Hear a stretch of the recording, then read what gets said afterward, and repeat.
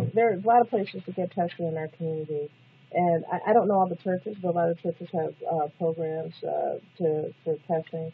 I work at the Anthony Jordan Health Center, and all of our sites do testing. We have 4 sites, the east side of the town and west side now with Brown Square and Woodward joining our family. There's testing at Threshold on Parcells Avenue. Aged Care Rochester right on Monroe Avenue. And then we can also do anonymous testing at the New York State Department of Health. Most of us do confidential testing as opposed to anonymous testing. Now, Kingdom, you were saying that part of your discussion on next week will be talking about? Basically, I'll be talking about race and religion, and also research. He's trying to get the cord around his neck. That's funny. Come on, we'll help you out, King. Okay, I think that's full for you, so fine. Dr. Patrick said, I'll be presenting with a faith and faith representative. Okay. But most importantly, the questions that you asked about, where does it come from and all of that. In fact, I'd like to address 2 issues. Yeah, please. One, we do definitely know where it's going. Right? Mm-hmm. That is not debatable. That is not an academic discussion. Right. We definitely know where HIV is going, and it needs to be stopped.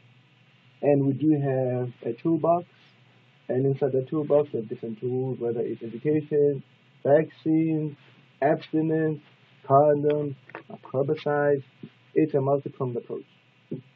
Everybody needs to be at the table and work together to fight this pandemic.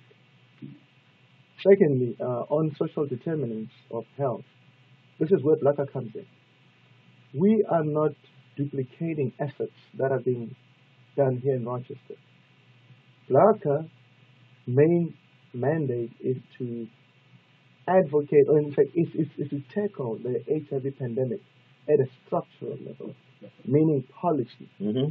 Now, when you come to social determinants, a whole lot of social determinants can be reversed, on a policy level, because Gerald Noble talked about the conditions that are created that make it conducive for certain things to prevail. Mm-hmm. Now, if you've already got a certain policy change, that will trickle down to everyday situations, and over time, or depending on the issue, you will see a very sustainable change with that. Kingdom, I wanted to get into statistics because we talked a couple of shows ago about the statistics that were put out by Monroe County, and you were kind enough to explain to us that the numbers that we see are actually maybe worse than what the county statistics are. Those are the ones that are tested. I mean, this is a common known fact is the majority of the HIV positives don't even know that they're HIV positive. So the main issue here is to go out and get tested, because it has been shown that through testing there is a drastic decrease of transmission. Absolutely. And with that, obviously, we will be fighting the pandemic directly. Right. So definitely, I know it's a shocking number, but we still need to go out there and get tested and get the treatment that is available to us. But what were the numbers that you all were coming up with? Okay, 2010, the total was 80.